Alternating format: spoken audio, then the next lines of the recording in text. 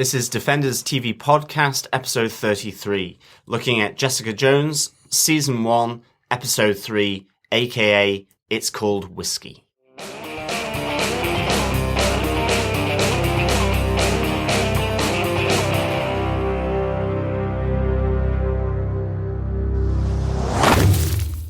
Welcome back, Defenders, to Defenders TV Podcast. This is episode 33, and we are on episode 3 of Jessica Jones, aka It's Called Whiskey, and there's been a lot of whiskey. I think in this episode we have Wild Turkey, the cheapest one she can find. But I'm one of your hosts, John. I'm your other host, Derek.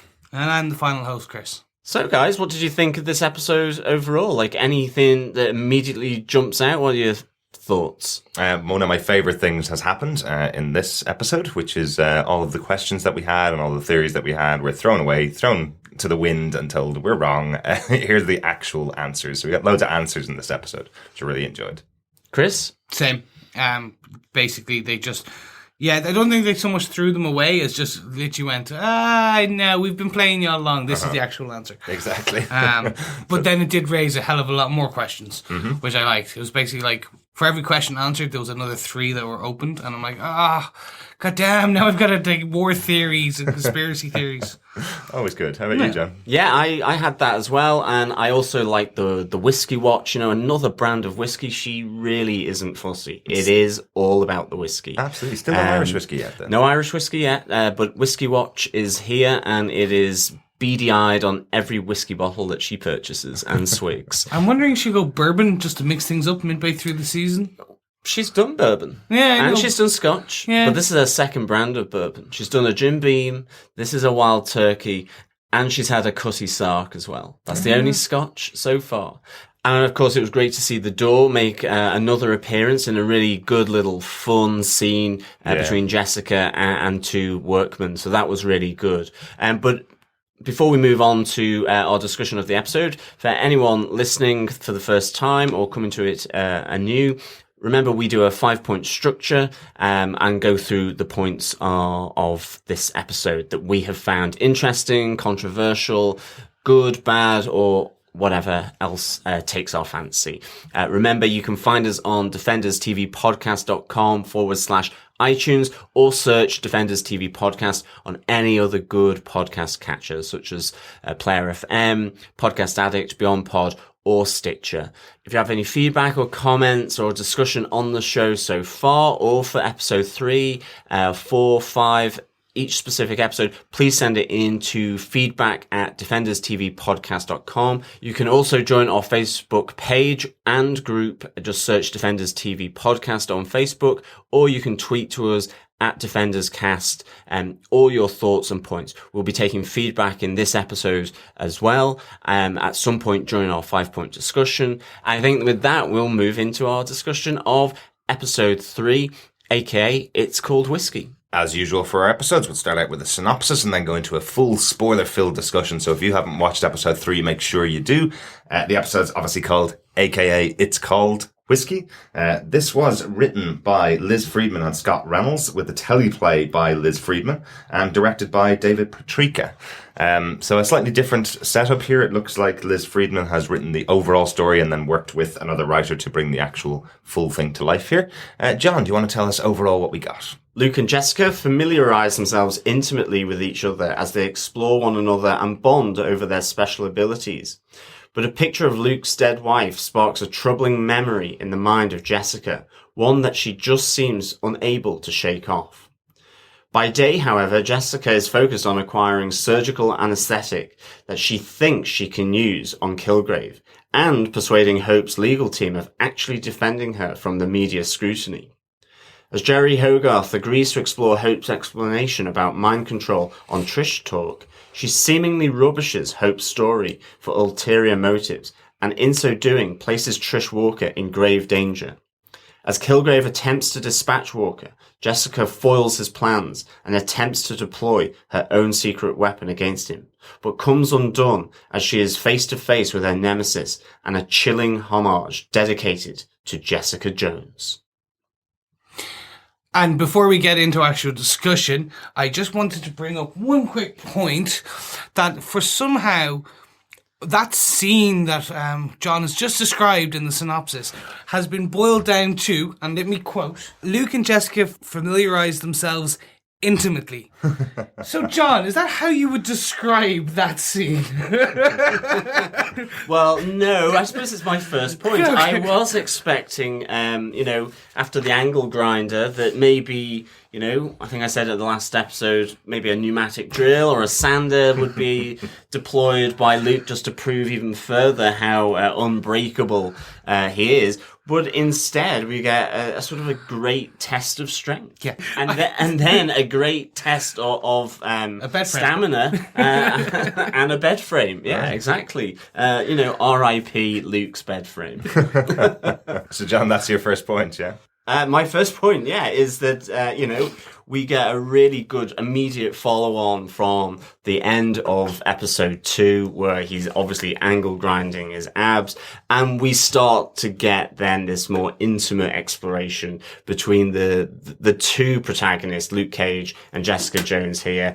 She's checking out his body and then checks it out even further in the bed. There's a bit of, light masonry damage as they test their strength. This is rough sex, superhero style, I suppose. And it was really good fun. It was really great to see. And I mean, then the rest of the episode is peppered with them just, it's almost, it's the first meet. It's new love and it's just sex. Right. In between, really harrowing scenes. But it's their way of escaping from Kilgrave for Jessica. And I suppose for Luke, I don't know, it's, that's what he's good at as well, amongst other things.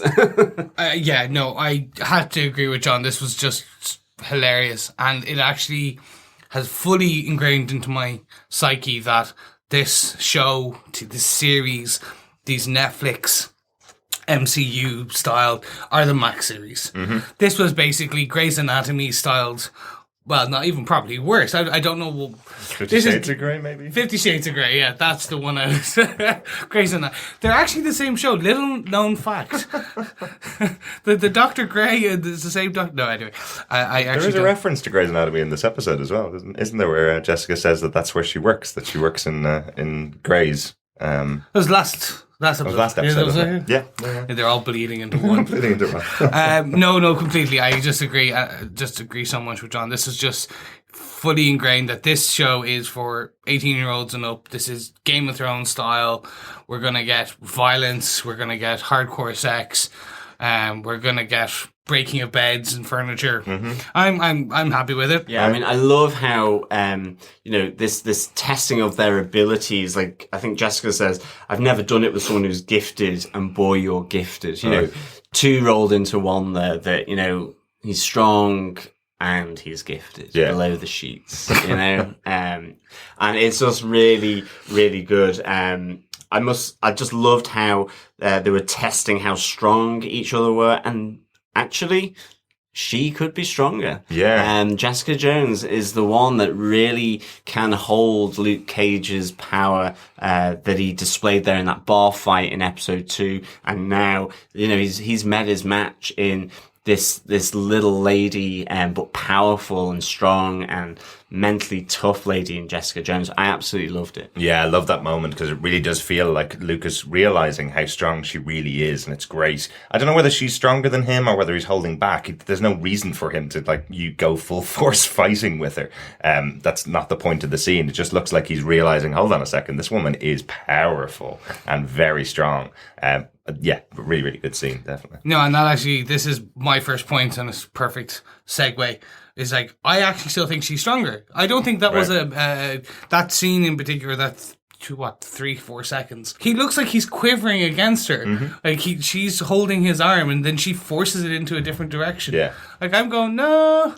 I think she's stronger. Right. He has unbreakable skin. That's fine. We do know he is somewhat strength augmented. Mm-hmm. We don't know how much, but I think that's a nice juxtaposition that he is the big hulking man, but he's unbreakable, but he's probably not as strong. And then she's the small little frail kind of white girl who could probably kick his white lily ass. Like she could. Like if looking at that, but I think that was the one I enjoyed. That was my kind of interesting point about it. Yeah. I think it's just the smile on his face. It's just that's what makes me think that maybe he is a bit stronger. He's not going to test it on her, obviously, but it's just that smile on his face that lets me know that he's really excited by the possibility of this woman being strong, and the fact that he won't have to hold back in the bedroom like he probably does with other women. The fact that he won't have to hold back with her at all because she can take whatever he gives to her.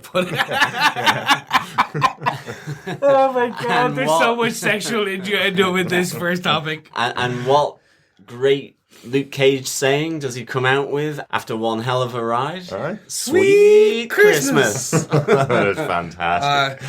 I'm glad that was purely put in just for the Marvel junkies, because everyone else would just go, "That's quite strange. That's a weird thing to say. That's a weird thing to say after sex," and it's like, no, that's his calling card. Exactly. Yeah. It is quite a strange kind of battle cry. Like if you think about it. It's like, Avengers assemble, sweet Christmas, sweet baby Christmas. It's just like, no, I'm not 100%. That's gonna be the same striking fear into Hydra's heart as the heroes for hires run into a room and he battle cries. Well, I suppose it's just that this huge hulking man in a yellow shirt is running through a wall at you, and he's yelling that. You'll be like, what? Yeah, it's not really like the wahoo of the Helen Commandos. Really, really good. But another element of that scene that kind of leads me on to my first point is actually about the creepy neighbour who's watching the two of them have sex, basically, and then eventually interrupts and says that it's Ruben, isn't it? He eventually interrupts and says that his sister thinks they're too loud, essentially, and that's why. But you don't know how long he's been standing there watching the two of them make out and have sex in Jessica's office. She really needs to fix that door. She does. Luckily she does. But she does, yeah. Well, then she breaks it again. Yeah. But the other interesting point about Ruben is that he is actually quite similar to a character in the comic books. Character is also called Malcolm. So this starts to get a little bit confusing, so stick with me. So Malcolm in the TV show is the heroin-addicted neighbour. And Ruben is one of the twins that live upstairs, the creepy neighbours upstairs. In the comic books, there's a character called Malcolm who is constantly interrupting Jessica in her office and looking for a job from her. He's basically the annoying kid character in the comic books. What I think they've done here is taken that character and called him Ruben and kept Malcolm as a completely different character, and he's now the heroin addict in the show. But again, really nice that they're taking something from the source material in Alias. Love the book. Really, really enjoyed it. And I always wanted to see that character of Malcolm kind of brought a bit more to the forefront. So really enjoy seeing at least Ruben here taking on some of those characteristics for the TV show. Yeah, no, absolutely. Like he's certainly becoming, an episode special guest, as it were. He's there all the time, or reoccurring guest, I should say. Like he's there, and it'll be really interesting just to see how that relationship develops. It seems as though still his sister is the annoying one. That Jessica is always going to just be like, I just don't like you, or I don't get you, or just leave me alone in peace. But there seems to be some kind of connection forming maybe with Ruben there. And it'll be interesting just to see what happens, whether he goes down that road and actually starts to help her out, or whether the Malcolm in the TV show will be the person that does that. It'll be interesting to see how that plays out. But I mean, I think they're a good little foil actually within the apartment block to have the twins there. Yeah. Yeah, absolutely. Well, if it wasn't for his casual racism, she never would have come up with their plan to take Malcolm to the hospital later on. So he's helping her out in a very weird way, and he is a very weird character. But I do like that. Again, they're using stuff from the comics. Yeah, no, I think that the Malcolm that we have in the TV show was probably going to be attempted to be maybe this Malcolm from the source material. I say it probably tested wrong, and they've added in these characters like this other two twins, it just seems that like from the first episode it looks and sounds like Malcolm from the TV show is going to be the comedic element of, and then we kind of see he's been petered off. Gosh, he's getting worse and worse as the episodes go on, isn't he? He's just really going down that rabbit hole of just taking way too much heroin. This isn't a guy who goes out and parties every night, taking E and going dancing all night. This is a guy that takes a lot of heroin and doesn't know... Chasing the dragon. Yeah, doesn't know the last time he's eaten, doesn't know whether he's bleeding or not, this kind of stuff. It's, Well, and he gets knocked over, doesn't he, by the bike. And, I mean, Jessica kind of helps him out there, sees him in the street close to the apartment, helps him out. And he does kind of come back to her and say, Jessica, you're a good person. And of course, that sets up maybe later on in the episode where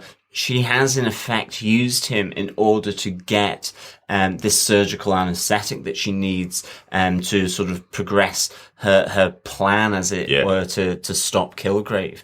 For me, I think that's the first kind of real dynamic between these two characters. There's been a bit of a jokey one. I do like the fact that Malcolm seems to be going into everyone's apartment and eating their peanut butter or something.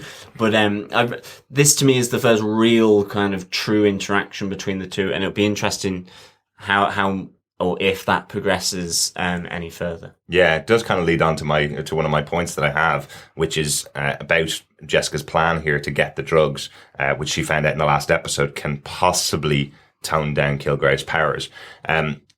Really interesting and very different for a superhero.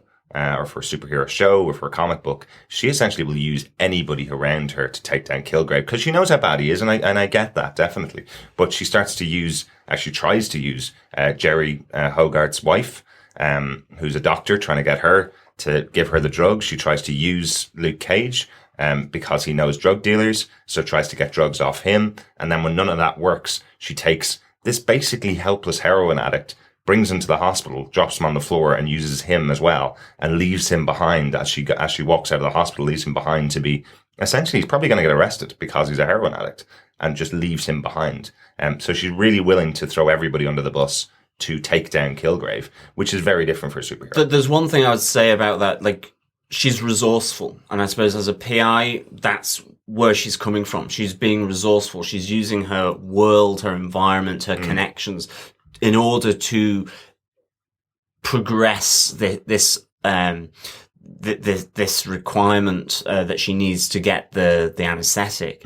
But at the same time, I do think that her moral center is slightly different from, say, the Avengers. She cares about people. She says that. Yeah. And I think you can see that she's not necessarily happy that she's done that to Malcolm. Absolutely. But really well played scene. Yeah, really but it's necessary in order to get the job done and to stop a greater kind of evil, as it were. And I think that's the same that you saw with her in the room with the sort of paralyzed and the stroke victim, the ambulance driver. It's something where, like, in a sense, she's there to get information, and all of a sudden she's taken hold of with quite an emotional aspect to that interaction and that world that he's in, because he says, kill me. Yeah. And she says, I'm sorry, but she just has to leave. She's not trying to kill him, and she's not necessarily trying to do anything else to help him. She just has to say, I'm really sorry, but I've got to leave and progress this. And I think that's another example of that as well. Yeah, because I kind of feel that one of the reasons she didn't kill him is because it wouldn't have been useful to her to do that. It would have just set her back. She would have been accused by the police. The mother would have had a problem with it, obviously, which is really bad. There is something very different about Jessica's character. I love how she's played, but there's something very different. As you say, the moral center is a bit off from what we would normally see in comic books and in TV shows. Yeah, no, I think just kind of on this, and I'm kind of putting my flag down now, in that I think this is going to be they're telegraphing the story part where it's do the means justify the end. Yeah. It's very much she's going to go down. She's going to do something to Trish. She's going to do something to Malcolm, which she already did. She's going to alienate all her friends. And we know that she had already done that to a degree before this season 1, episode 1 started. Yeah. She was pushing away Trish. She was dangerous, blah, blah. I think this is where it's going to be, you're going to do all these evil things, do the means justify the end. Absolutely. She's going to have a moral reawakening. It's kind of telegraphing that. Now, based on what we've seen before, this could be a complete feint. Maybe, yeah. That it won't happen that way. We've already seen, because she's now involved Trish is hurt. Yeah. Because she's involved Malcolm is now arrested in the hospital. Possibly, yeah. Yeah, because he looks away. So she's ruining relationship after relationship. Mm-hmm. She's done something to Luke. Well, she hasn't done something. She feels bad, and she's destroyed that relationship. So basically, she's systematically destroying everything in her desire to go after Kilgrave and stop Kilgrave when she was when she thought happy to leave him and thought he was dead. Yeah. Is it really her job? No. I think that's where it's going towards, that she'll have this. Trish will sit her down and go, "You're doing too much. You're turning into him, blah, blah, blah." I still will enjoy that story arc, but... Hopefully it's not acted like that. No. It's like, oh my God, la, la, la. But yeah, to use a Star Trek kind of reference, this is the question from Spock of the needs of the many outweighing the needs of the few. That is an interesting version of the moral center. But when the needs of the few are the only friends she has around her, that she's throwing all of them under the bus, as I say, that's quite a significant bit, isn't it? It's a significant point for the character, definitely. John, do you have the next point? I do. I think there's a lot of great backstory elements that come out here, and I think for me what comes out here is the two of them, Jessica Jones and Luke Cage, bonding over being superheroes. Post-coitus. Yeah, absolutely. Post-coitus. Everyone needs a good falafel after post-coitus. Definitely. Bit of coffee, bit of water, just to get the strength back for round 2. And, we find out that Jessica was a result of an accident in terms of getting her powers, and Luke Cage, the result of an experiment. Yes, so as I mentioned earlier on, this is the one that absolutely destroyed my theory that these are possibly superheroes that exist in the universe that were born like this. They absolutely asked the question of each other, were you born like this? Nope. Accident, no experiment. No, exactly. And I think, with Luke Cage, that was, his backstory is generally that he was put in prison, and in order to kind of get early parole, he signs up to this program, which is testing an experimental drug. Yeah. And he gets overdosed with that, and that's how he gets his unbreakable skin. I think another nice little twist in this is that Jessica, in terms of trying to find this surgical anesthetic, goes to Luke Cage as well, asking for whether he knows anyone on the streets and so on. And he goes, of course, kind of thing. I work in a dive bar in Hell's Kitchen. Of course, I know drug dealers. Exactly. He just can't get the surgical anesthetic. That is beyond his range. But that's a nice little connection there for Luke Cage, because the reason he's in prison is over a girl, and he's framed for heroin possession. So he does have an intimate backstory with drug dealing and that, and being framed. So that was kind of a nice little touch. With Jessica Jones, her accident is an accident that also involves the loss of her parents. But after that, I'm not entirely sure how she gets her superpowers, what it's from. And I think at the very least we're going to get that in a future episode. We'll definitely get more details of their backstories, won't we? I would think so, but I think another thing that's really good here is that, we find out a bit more about this kind of more street level superhero, where, Luke Cage is quite honest and open. And he says being a hero just puts a target on your back. I mean, he kind of just doesn't want that hassle, it would seem. And with Jessica Jones, she goes, well, I did the superhero gig and it just didn't work out. It didn't work out for her. Like, she got maybe too involved, or the Kilgrave elements here.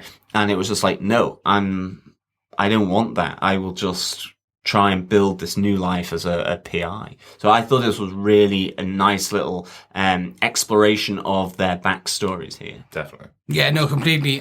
Just going back to what you said about the experiment for Luke, was in the comics, that is Project Rebirth, which is the super soldier serum, Captain America.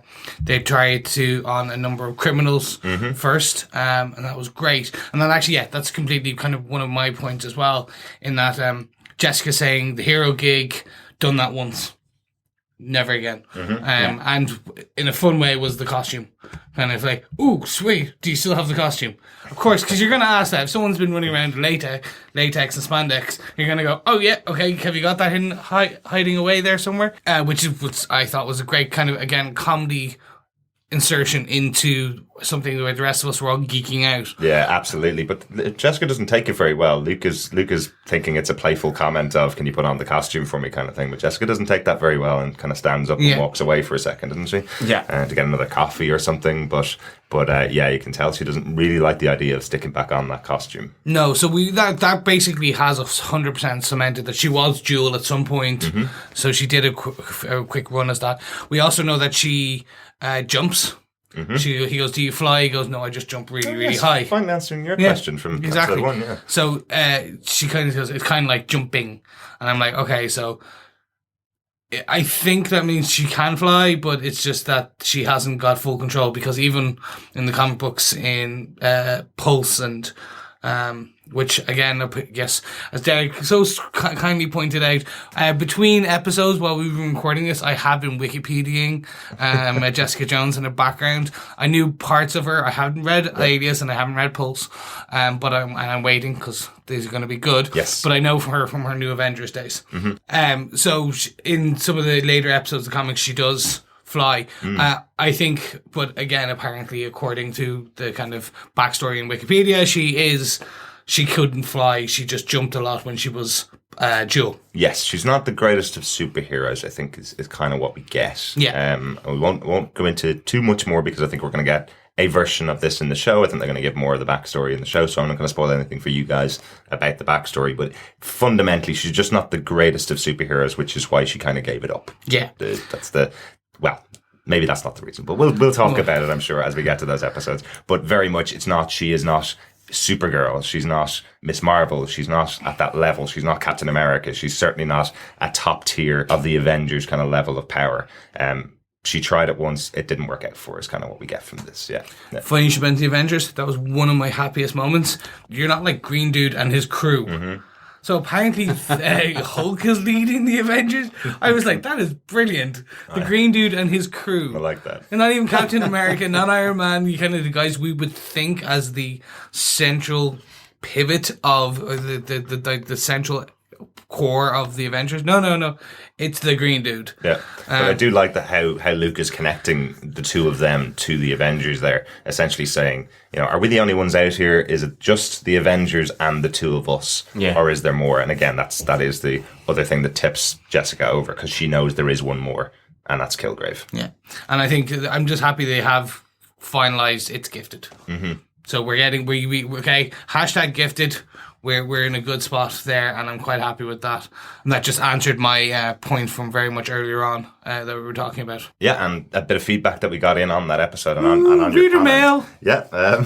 Mailstorm? Mailstorm. I like it. Paramail. Iron Mail. Chainmail? So Dave Wang came back and said, read Chris's point number 3 about why this stupid gifted crap. He says, I wonder why they can't use superpowered for neutral usages and something like freak for derogatory usage. What's the problem with that? There is none. There is none, actually. Yeah, I would agree. I think the sooner they could just sort out sort of general terminology on this. It is a shame it's all sort of mixed up and restrained through sort of copyright rights and proprietary rights. I mean, because it kind of makes it a bit kind of, legal, I suppose, in that sense. But it's kind of, it's just a shame they can't use these words. I mean, it's part of the English language, As a writer, you kind of want to go, well, this dictionary is available to me for entire use. And all of a sudden a lawyer comes in and goes, well, actually, this is copyrighted in this specific publication that we've bought the rights from. I mean, I understand proprietary rights. I get it. But whether it should be on, by the way. but whether it should be on words is another matter entirely. I mean, it is crazy, that association of words with characters. I don't know. It's a bit strange sometimes, but yeah. I agree. Why not just use this? Superpowers, superheroes, or freaks, or possibly mutants. Or something like that. Absolutely. Yeah, no, I think it's. I agree. I would love them to get to that point. I'd say the reason they haven't when they're doing these types of shows is they want to segment themselves from the Fox usage, the CW usage, the DCU, the DCTVU. They all have they're different. They're metahumans. They all want to call themselves and define themselves as something else. Yeah. So you have the enhanced being the Inhumans, the gifted being the superheroes, or the accidental, the Spider-Mans, the Jessica Jones, the Luke Cages. They're the gifted. I think that's what they're literally trying to put as you say, a proprietary usage on. Oh no, we own this word. And that's what they want to copyright that because we can't get a mutant in there. So yeah, to David's point, I'd love them just to go super powered and freak as derogatory, and we'd have a similar description of all these different types of powers just under one label. Yeah. I think it's really either just a business choice for each of for Marvel versus DC versus CW. They want to flag their claim onto a particular word. I'd love it, though. When they go back, it would just be, oh, you're a superhero. Yeah, grand. Yeah. That's it. I think it's still, I still make the point that I do think it's because they're not all connected. There's no newspaper telling them what to call, so each character has their own version of this. Just kind of like in The Walking Dead, as I said last time. Yeah, no, absolutely. But Derek, what's your next point? My next point is the big kind of character moment here for Trish. This episode has a lot of Trish in it. When I was going through my notes that I took after the episode, I was surprised at how heavily involved she is in the episode and how big her character is. We had a little bit of her last episode and a little bit about what she does and the fact that she produces a radio show. This time we get to see the radio show, we get to see her training in her house, we get to see her take down Jessica Jones, which is quite significant. We get the attack by the officer who comes to her home and see how strong she really is, essentially. And we get to see her attack Kilgrave on her radio show, which is an absolutely phenomenal scene. And probably the one I'm going to talk about is probably my favourite scene of the episode. During the radio call-in that she has with Hope, she has a moment where she calls out Kilgrave. And I think it's fantastic because we get the call back in from Kilgrave. He calls into the show and tells her, if you've got a man with the power that you think that you're talking about in the show, why would you challenge him? Do you think that's a good idea? A real threatening moment from Kilgrave with another character in the show. And I really like that. Definitely. Yeah, again, that's why we don't do live podcasting with live phone-ins, because anyone that says, long-time listener... First-time caller. Mm-hmm. You know they're evil. Yeah, evil. Yeah, but that was great. I love the fact he came in to that space that they had set up for Trish and Hope to discuss, and that he kind of he crashed it, and he came in and he didn't give himself away. He just asked these hypothetical questions about is what you've done a good idea? And I thought it was really menacing, really good. Yeah. Absolutely. Loving David Tennant doing that, and I think this episode anyway, I just thought, David Tennant as Kilgrave really, really starts to come out and play. It's really good. And the reaction from Hope, who can hear him on the other end of Jerry's phone when she's in prison. Again, she thinks she's away from Kilgrave. She thinks she's safe. She's in a prison. But just the voice of him can tell her what she needs to do and can control her. So she knows this and is freaked out. Yeah. No, completely. It was almost Tennant-tacular. Yes, I am copyrighting that one. Tennant-tacular. No, it was brilliant. It was a brilliant scene. I don't know how I felt. It was very ominous, but it was also, I think, very well calculated. And it's not until later in the episode that you understand a bit more why Trish did what she did, while Kilgrave kind of responded the way he responded. I think they're setting again. They're with these episodes, and we're not even into our first four. They're setting the foundations. They're going, okay, we're just giving you backstory. We're giving you character plot development. We're making you understand that David Tennant, Kilgrave, is so vain that everything must be 100% perfect, even his kidneys. He loves the way he loves it. But if you challenge him, he's going to go, "You stupid little." Yeah. Like, that would be the stupidest idea you could. And he's just going to tell you flat out. So I think that was more just to kind of show his ego. Yeah. But I think it was a great way of doing it. Absolutely. And I love that it also shows that Trish is willing to stand up to him. Yeah. She's gone through this with Jessica. She sees the toll it's taken. She knows what's happened to Hope now. And she's just willing to, it's personal safety be damned. Essentially, she doesn't care what happens to her. She's not going to let him control her from the other side of the airwaves. But it does show that he can. Basically, from this point onwards, wherever she goes, wherever she's going to be, there could be someone under the control of Kilgrave that could challenge her. I do really like that. It's a real good strength of her character to stand up to him, but a really scary moment. Yeah, I think this actually leads on as well to my next point, which is just the whole Trish talk situation that, to me, actually now seems to be, it's been forced by Jerry Hogarth. And it has undesired consequences for Trish in that phone call, definitely. Mm-hmm. I don't think Jerry was looking for that to happen. But I love the fact that, Jessica is kind of really been at Jerry Hogarth to really defend Hope, start to earn your legal fee kind of thing. Mm-hmm. Hope's been scrutinized in the press, on the radio and all this, and is in a sense being kind of dismissed, that she's hiding behind the mantra that the devil made me do it.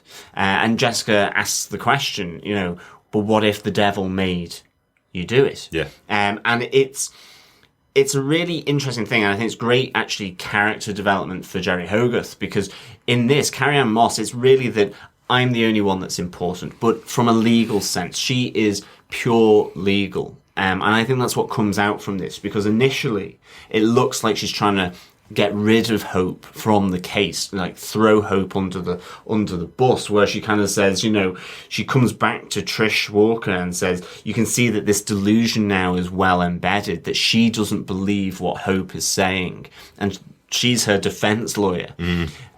But ultimately, it's all a scheme, another motive by Jerry as a lawyer to not be the one that poses the question as to whether mind control could actually happen. And she leaves that to Trish, where Trish comes in to defend Hope and say, because of her experience with Jessica, to say, look, this is something that could actually happen. And it allows Jerry the legal freedom to pose that question then when she actually defends Hope. And rather than being ridiculed, she'll go, it wasn't me that brought up this idea. This is a theory and a proposition that I'm giving. I don't need to answer whether it actually happens. This was raised, put into the public conscience by Trish Walker. So really legal, really manipulative. Absolutely. But just a really fantastic little sort of plan hatched by Jerry, sort of circumventing doing what Jessica wants her to do, but then circumventing it so that she can ultimately back a winning horse. Absolutely. Rather than a loser, as she said. So I find that really, really a great scene for Jerry Hogarth here. And I think this is one of her biggest ones so far, really, in terms of manipulating people. So I thought that was really good. And of course then it does link in then to the danger that Trish comes under as a result of doing that. Yeah. Yeah, and that kind of this is another segue. It perfectly segue central. Yeah. It's almost like a junction. That kind of brings into my third point, which was Trish's so we had Jerry's character development to show that she is a sneaky lawyer. She was crafty and clever.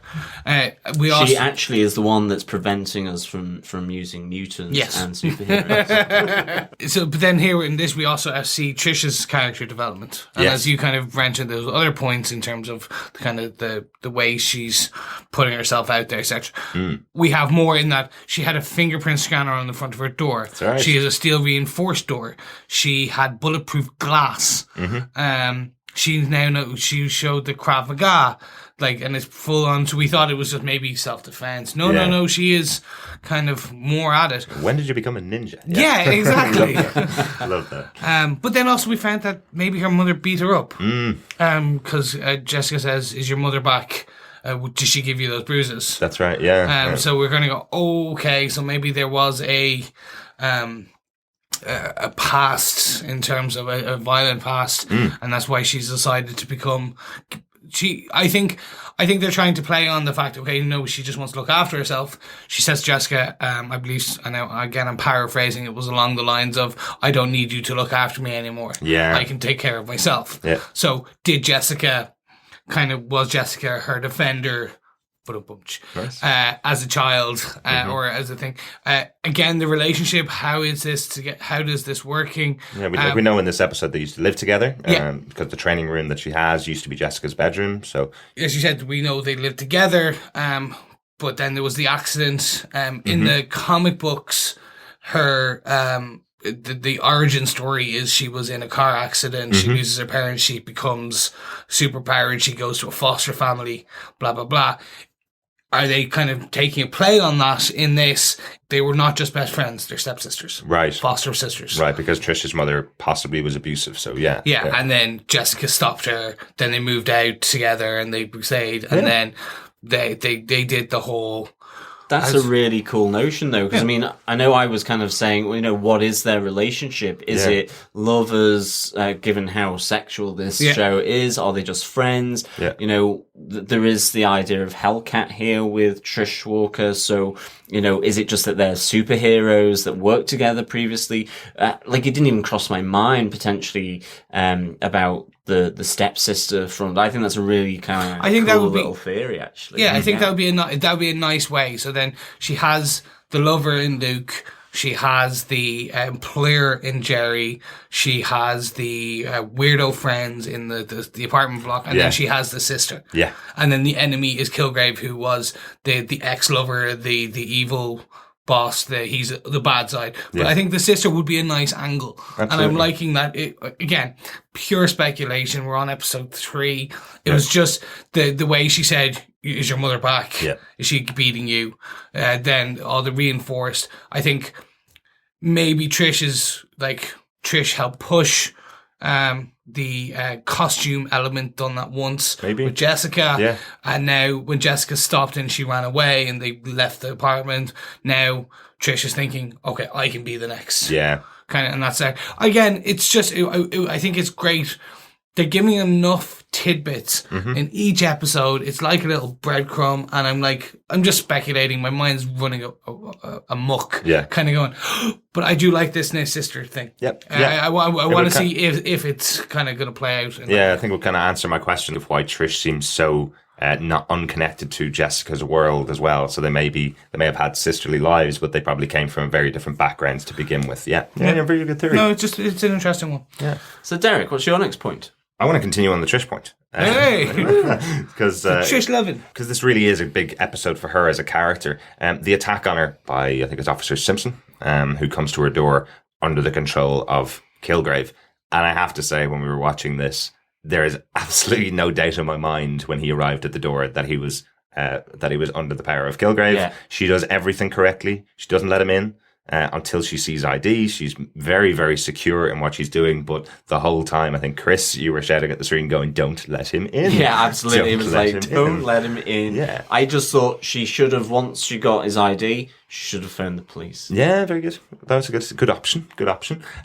But what we do know is we've seen the training, we've seen what she's done. We know that she can really kick ass. So I kind of was thinking she's going to be pretty prepared for this. She is. She has her club in her hand as he comes in the door. She knows if he attacks how to take him out. But the unfortunate part about this here is she's not superpowered.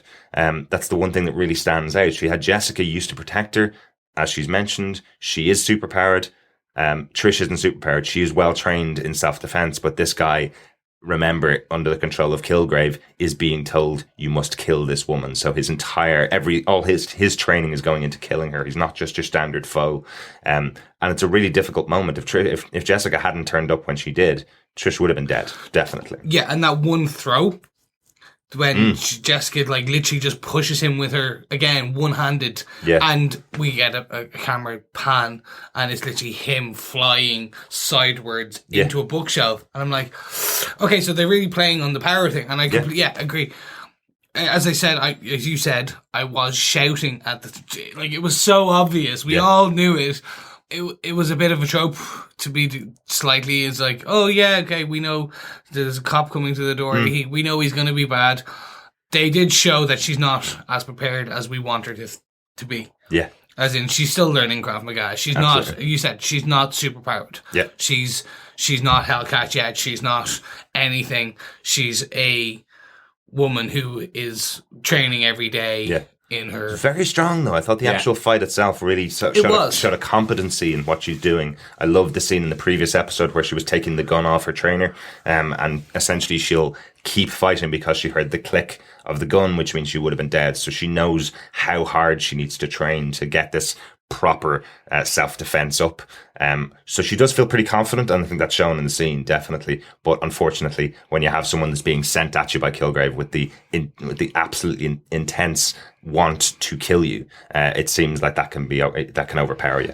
But I thought it was a brilliant scene, really, really good. Yeah, I love the setup as well for it. That the reason why the cop is there is because coming out of Trish talk, she beats up a fan because they think he's controlled by Kilgrave. Right. He's just asking for an autograph on a book or a comic, is it? So it was like, that was cool. I love the setup there, definitely. I do love after he's been punched by her and dropped to the ground, he still goes, I want an autograph. He still looks for the autograph afterwards. But. Yeah, and I'm loving that you brought this up. It's almost like we planned it. There's an Easter egg very much there. And now go with me on this. Go with me. So he drops a comic book called Patsy Walker. For our eagle-eyed fans, that was an Atlas comic book. Right. So Marvel Comics was Atlas Comics before its birth. Yes. Of Marvel Comics. Yes. And they had a comic book called Patsy Walker. Right. So I'm not sure if that's actually one of them, but again, in Daredevil we had Atlas shipping. That's right. Yep. So, and it was the Atlas logo. Again, this was actually a direct link back to Atlas in that it's a Patsy Walker comic book. Where I'm going with this is Trish Walker in the comic books. The way she is, or who she is that she is semi-famous because they retconned her from this Archie-like Patsy Walker comic into the comic books, and she had a comic book in the comic books written about her by her mother called Patsy Walker, but on Atlas Comics. Cool. So she actually has a set of comics written about her. Okay. So what they're doing here is then maybe like Hellcat.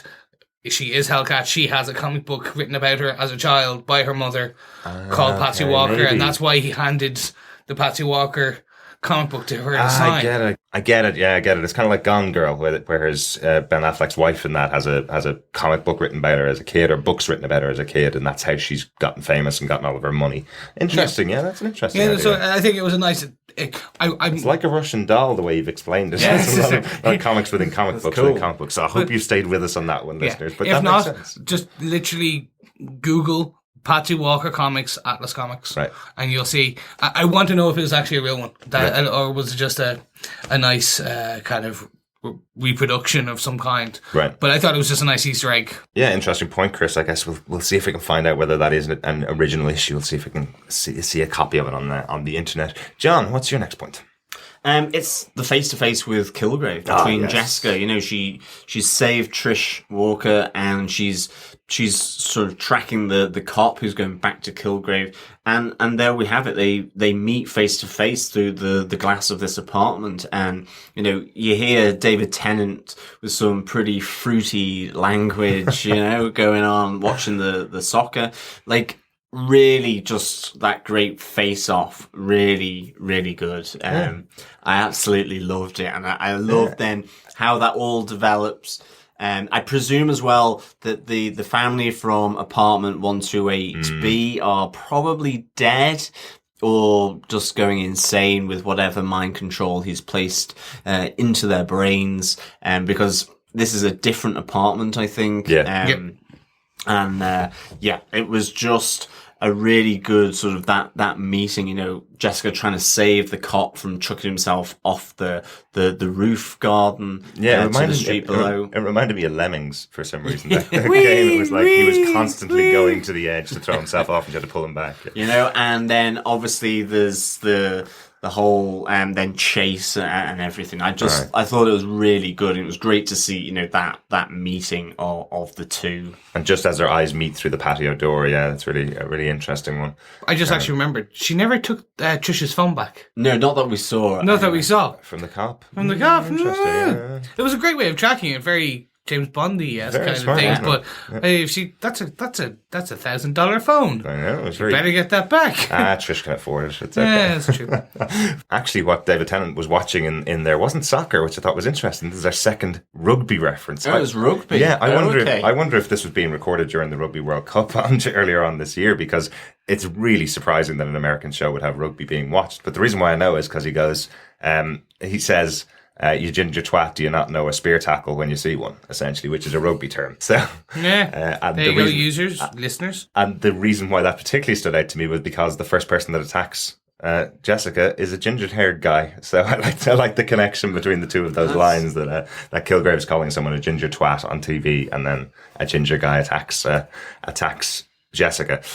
My point about the fight, because it is an epic idea in here, is this is what real minions look like in this version of the Marvel universe.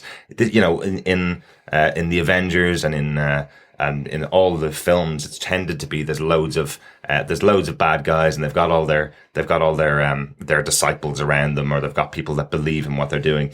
In Jessica Jones, this is essentially Kilgrave choosing a family unit and telling them to go after Jessica Jones. He's also told the cop to go after Trish. Essentially, it's showing how many weapons he can create with just a word to them. He's suddenly got an army around him that can take down anybody he wants them to take down, which I think is fascinating. It's a really different version of having a huge army at your command.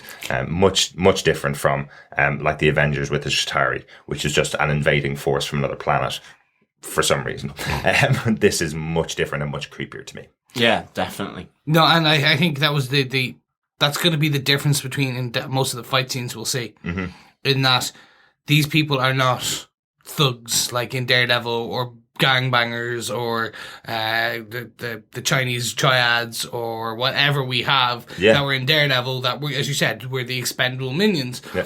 Jessica Jones, she doesn't want to do this. She goes, I'm really sorry about this, and then throws the mother. Yeah. And then when she grabs the son, it's go to sleep. Where she could have she had him in a neck hold. She could have just twisted, and then you hear and then that's a broken neck, and it's done and dusted. She's like, no, go asleep. Yeah. And she takes damage. We can see she's not invulnerable. She doesn't have an unbreakable skin. Mm-hmm. So she does bleed. Because she takes, I don't know where the cuts on her face came from. That's what I was trying to figure out. She's thrown around quite a bit. And, I think it might be from the fall from the roof when she saves Officer Simpson. Ah, right, okay. As she falls, holding him, I think she gets a couple of cuts and bruises. But yeah, you're right. It's the army of innocence that Kilgrave has at his command. Yeah. Really, it's, I just think that's an absolutely terrifying idea, because Kilgrave himself, hopefully he's not listening, he's a bit of a wuss, really. I doubt that he's going to get into a fist fight with any powered character, but the minute he opens his mouth, he's going to be able to turn you against whoever he wants to turn you against. Please don't turn me against my friends. And then, the part on this kind of extended scene that I want to talk about was our third episode and our third shuddering and oh my god moment, the room with the photos. Oh gosh, yeah, absolutely. The printer just going off. And like that whole creepy collage that he's got. It was some great artwork. Artwork. Like he is talented. I'll give him that. He can arrange photos in a fantastic way. But again, I think what we're seeing is in every episode there is going to be that kind of either as I said in our last episode, it's a juddering moment and oh my god, powerful moment. Some type of powerful emotion will be pulled through. So we have now had we've now had the photo, this room with the photos. We've had this room with, we've had the kill me moment. Yeah. And then obviously in the first one we had the lick. Mm-hmm. So every episode has some type of scene where it is kind of, oh my god. Absolutely. And I mean, you can see that it disturbs her to the core because she goes back to Luke's bar outside and looks around to see how did he get that photograph of me. And I spotted that there was even one of us sat on the subway from episode 2. And you're kind of going, is he controlling multiple people? Has he almost generated a hive of people that he's controlling, and he's kind of making that suggestion to them to take photos of her whenever they see her? Or is it him, or is he using some kind of network of cameras, or how is he coming to have all these photographs of certain moments that she doesn't know how it's happening? And that is it's that stalking. It's that real creepy surveillance that's going on. Really, really cool. Definitely. It is. I got that impression that it's something like he's put this idea in hundreds of people's heads. When you see Jessica Jones, take a photograph of her and send it to this address almost. That's why the printer's going off constantly, That's what it feels like. And then that's the really creepy, because if it was him, if he was taking the photograph, she'd recognize him. She'd know he's there. But the fact that he can hide out essentially in other people's minds to take photographs of her wherever she goes is so creepy. Yeah, and she sees herself, and that ending, I have the word ending with a big massive question mark circled, because she's looking at herself up on the piece where she was surveilling Luke. Yeah. And then she turns to the camera, and again is that I figured something else, and then bloody cuts to credits, and it's like, just 2 more minutes, please, just a little bit more, and that's the thing. Netflix and the guys, these showrunners, are fantastic for binging. Absolutely. Like they know how to get you binging into the next. Yeah. And it's that 17, 20 seconds where you're like, it's 3 a.m. I should probably go to bed, but oh no, I just want to know what the answer was. I just want to know what that was, exactly. Yeah. So is it that Luke or somebody close to him took a photograph of her up on that? Is it somebody else that lives in that building above the bar? Is it just somebody that was sitting in the bar? The old man, white guy that runs the bar with Luke. Oh yeah. We still don't know. We don't. One, have we? No, we saw him in episode 2 for slightly, but he was sitting there, and then he got up and left. Right. But I'm wondering if he took a photo and then got up and left. Maybe. There you go. Chris, do you have a final point? Okay, we've been dancing around the point, and I want to bring it up. Yeah, there's such thing as a skeleton in the closet, and then there's a dead wife in the mirror.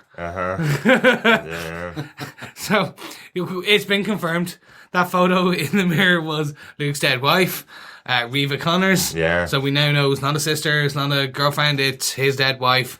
And that obviously I'm quite sad, because having a dead wife's terrible. I'm very sorry for anything, but it was a great reveal, the way he just kind of plonked it out there. And then at the end where he goes, what's your problem? Oh, is it my dead wife? Yeah. He uses that bit, like he uses that terminology, those 2 words, kind of like a baseball bat. Yeah. It was a hard thing. And then the key thing that we found out is the death of this wife is linked to the bus crash. Yeah, we knew that, but she didn't die in the bus crash. Yeah. She was punched by Jessica and went flying, and I'm like, wow. Yeah. I'm more curious how the hell they're going to get past that and when she's going to tell him. I know. It felt like she was going to tell him in this episode. It felt like she was there to tell him. And then he used the line. So it looks like since the death happened a year ago, some other women have had that issue, that he's got a dead wife he's still hung up on, so he won't be able to commit to a relationship with me, so I'll leave him for that reason. Seems to be the way it was said to Jessica. Oh, I understand why you're walking away, because I got a dead wife. What he doesn't know, as you said, Chris, is that Jessica caused it. Yeah, because, I mean, she's there, she's outside his apartment. It does look like she's about to kind of maybe just explain the situation, and then it all gets too messy and too complicated, and it's like, do you know, maybe I just leave it and we split, and you have that that split from the 2 of them, where she kind of just walks off and says, look, I can't carry on doing this. But it's a huge bombshell, and absolutely. I mean, it's going to be a huge moment in this series when that truth comes out there. I mean, in fairness to Jessica, she's under the influence of Kilgrave there, but something as well sparks her to keep on walking, and whether it's because of what she's just done. Exactly. And that breaks the spell of Kilgrave because, she has said previously her weakness that Kilgrave identified was that she gave a damn about people. And maybe in that moment, despite being under his influence, she realized that what had happened, what she had been forced to do was bad, and she cared for this woman that she had just punched. And that broke the spell of Kilgrave. I think, the killing of someone. Like, Kilgrave just forced me to kill someone. And then she's like, "What? Why?" Because she said she did something like walk to the body, and then he got annoyed because she kept walking. Yeah. And then turned around. And I think that's maybe the snap. She did something so bad, she's hated herself for so long, is because she killed a woman because he made her. Yeah. And then that death is on her hands. Exactly, because I thought it was quite interesting when you put the two scenes together, the bus crash from the previous episode and this scene. I was wondering why, when Kilgrave's shouting after Jessica, "Get back here," why she isn't turning around. Because it's been established that the power that he has is in his voice and that he can control anybody really easily with his voice. So Jessica's obviously got a very powerful mind to be able to block that out, even for a couple of seconds, until he got knocked down by the bus. So, really, really interesting. Looking forward to seeing a bit more of that. I wonder if there's more to the scene. Yeah, maybe. Like, I think, is this going to be every 2 episodes we'll get flashbacks that add to that scene? Maybe. And then at the very end we get a whole 5-minute scene where it's the before and the after. Mm-hmm. Yeah, maybe. John, do you have a final point?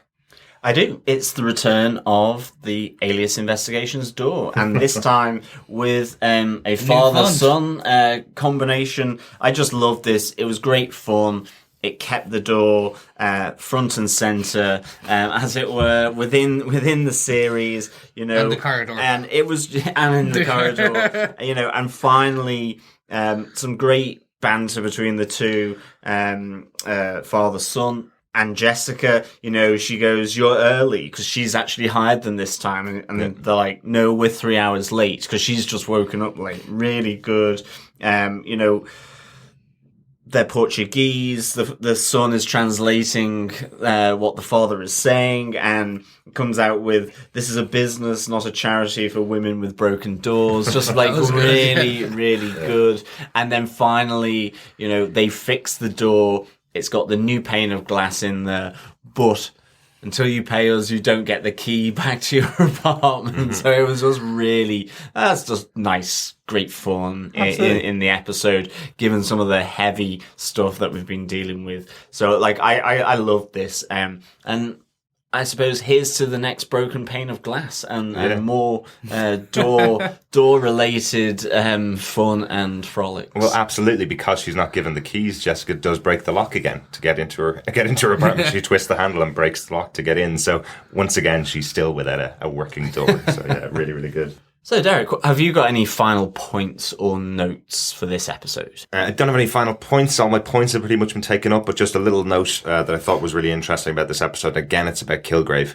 Every single person that Kilgrave has had control of knows about Jessica Jones, which I think is really interesting. Everybody from the cops to obviously all the people that he was in control of in the loft apartment that he took over all know something about Jessica Jones. I thought that was really interesting. They're not only sent out on individual little missions to protect him, they're also told this is the most important person. Don't kill her if she enters the apartment, is what the officer's told. It's not her time to die, isn't it? Yep. So each one of them have something. So just showing the absolute obsession of Kilgrave, which we do know about, or we've heard a little bit about, but it just shows the obsession of him, that not only does he just control them to get a free dinner or get a free apartment, he also tells them, and this is the woman that meant so much to me and she left me and this is why I'm in the state I'm in, basically. So I think that's just a really interesting touch by the writers in this episode. Does anyone else have any notes, Chris? Yeah, I had one, and I again, this is, I don't know if this is anything whatsoever. When Jessica's in buying her whiskey, there's the radio station in the background. Yes. There's the talk show talking about the Kilgrave session and the girl, the girl shooting. And I was controlled by the devil. He sounds a bit like JJJ, Mr. Jameson himself, the Daily Bugle, just that kind of Western twang in the outback kind of big piece. I just thought it it was nice. They never mentioned who he was. Yeah. And it was fun that even Jessica kind of did a bit of you're listening to this crap. Like, it's the old J.J. Jameson kind of spewing rhetoric about how evil the gifted people are, the heroes, blah, blah, blah. So rather than maybe the Daily Bugle, we have a daily chat show called The Bugle or something like that. Yeah. That's how I would love just if that radio station in the background is kind of that every now and again turns out spewing rhetoric about the gifted people, the Green Dude and his crew. And we find out then in 2019 when Spider-Man film comes out, that they're this radio show host, Peter Parker gets a job there. Yeah. It could be interesting. I just thought it was quite fun. Yeah, absolutely. This is the radio show where the caller's saying that Hope is coming up with this story because of essentially because of when the attack happened on New York and the Avengers are there. People are now saying that there's a superpowered being that can do X, Y, and Z to explain away their own issues. I want to listen back to it because you said J. Jonah Jameson. I'm wondering. Stick with me on this because I don't know. I want to listen back to it because I'm wondering: is this our Stan Lee cameo? Was that Stan Lee on the radio saying that? Oh, it could be. I'm just thinking. It's an interesting use of him. It could be JJJ or it could be Stan Lee. Stan Lee. Yeah. Because remember one of the Stan Lee cameos in one of the films is superheroes in New York. That's not believable. Yeah. So I'm wondering, are they using the same character? Well, okay, listeners might know. Yeah. And in Daredevil, it was a picture in the police station. Yeah. The cop, yeah. John, any final notes from you? No, just simply to reiterate that Whiskey Watch this week is Wild Turkey. We will get your whiskey, don't worry. So, John, do you defend this episode? I do. I defend episode 3 of Jessica Jones. And given that we are moving into the festive season, I'm going to give it 4 sweet Christmases out of 5. Nice. This to me had a huge amount going on. And actually, because we watched it in the evening and we podcasted the next day now, actually having time just to think about the episode, this got better and better in my mind when I went back over my notes. This episode really did have an awful lot going on.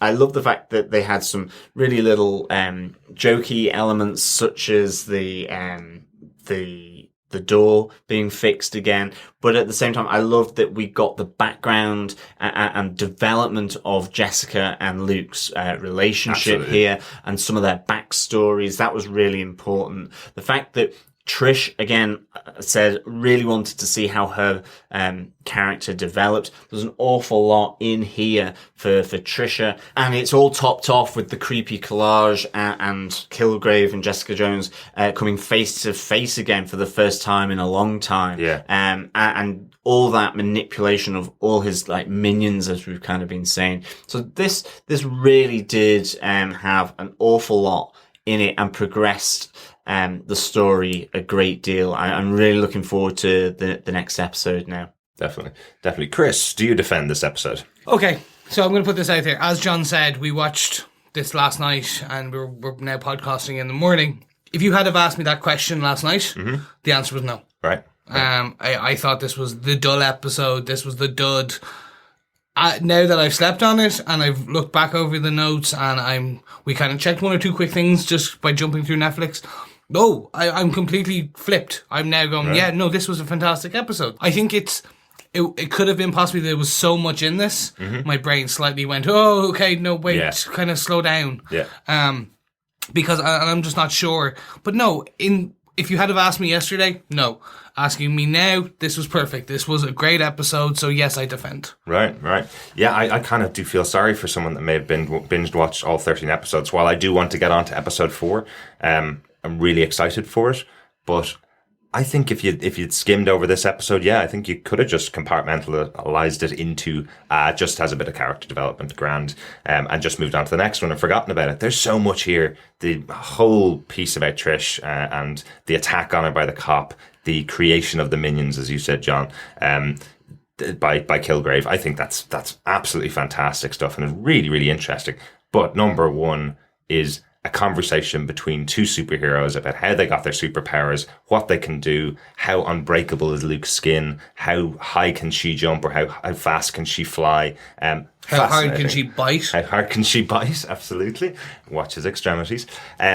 Yes, I think it's just something that I really wanted to see, and I was delighted with this episode. Yeah, I absolutely defend this episode. And also, one element that I forgot to mention was just the big bombshell with Reva Connors as well. Yeah. That, Luke and Jessica's relationship has been slightly topsy-turvy in these first three episodes. It's been on, it's been off, it's been full on and full off, and now it's really reached a bit of a schism where she's now back in charge of realizing what she did and who this person is. And unfortunately, she's connected to Luke Cage. So how that plays out moving forward, I can't wait to see. Yeah.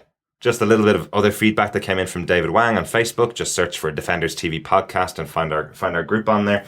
David says, #bilingual bonus. The character on the Japanese, I think it was Japanese barbecue restaurant, means meat. But in Chinese, at least, it can also be a derogatory euphemism for women seen in a sexual manner. Like sexual prostitution is sometimes referred to as selling meat. It's quite interesting, isn't it?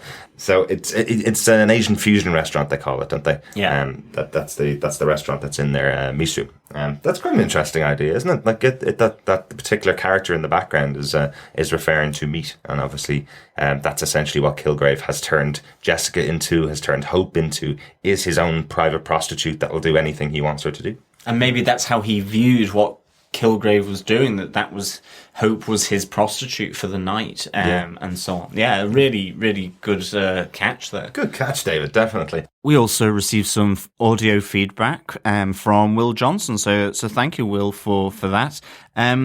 Here's what his thoughts are on episode 1 of Jessica Jones. What up, guys? So, I went and watched the first episode of Jessica Jones on Netflix, and I adored it. I like Jessica's attitude. She's really cool. I guess she kind of, she seems to maybe not pessimistic, it's the right word, but I don't know, I just really like her, and I like the voiceovers. I know another TV show that has a female lead that does voiceovers. They didn't do voiceovers well on that show. I'm not going to name any names, but Matt knows what I'm talking about. But yeah, and it's good to see Luke Cage. And man, I want to do Luke Cage cosplay next year, but I don't know if I want to pump enough iron to get that ripped. And that's a fine looking man. Anyway, so yeah. Looking forward to seeing more. Looking forward to seeing that villain. Oh, I thought that, once the parents got on the elevator, we were going to find out that, the villain had left an instruction for them to kill the daughter, but it ended up being the daughter shooting them. So, and I like that her sister or whoever that was eventually believed her when she started explaining, that he's back. So it wasn't like where, she kept doubting her, which is kind of annoying. It happens on TV shows. But anyway, I was going to watch one episode a week with you guys, but I think I'm getting ready to watch episode 2 now. I'll try not to spoil anything when I send in feedback, and looking forward to discussing this awesome show.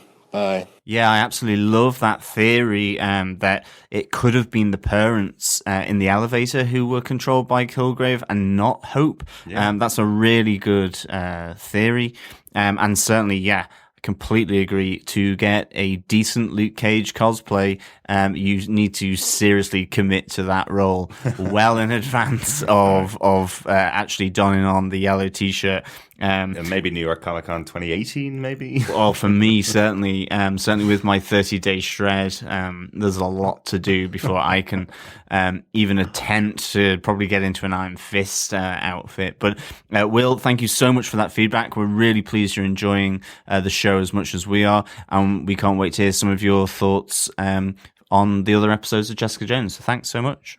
And if you want to send us in your feedback, just send it to feedback@defenderstvpodcast.com. You can obviously join us on either our Facebook group or Facebook page. We try not to spoil anybody as they watch them at different rates, but if you want to pop in some feedback to us at our email address, we will obviously discuss it on our next episode. Make sure you subscribe to the podcast on defenderstvpodcast.com/iTunes. Our next episode will be released on Tuesday, and then every Tuesday until the end of the series. Really happy you guys have been joining us. And you can also get us on Android, obviously. Just subscribe to the podcast on any good podcast catcher like Beyond Pod, Podcast Addict. And we're also on Stitcher. Just search for Defenders TV Podcast on there. So thank you so much for listening, and we will be back soon. Thanks. Bye. Bye. Sweet Christmas. Bye, everybody. Sweet baby Christmas.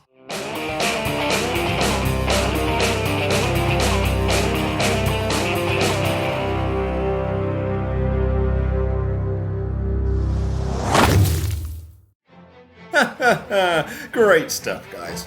This has been a Flickering Myth Podcast Network production. For more information, head over to flickeringmyth.com for more shows like it.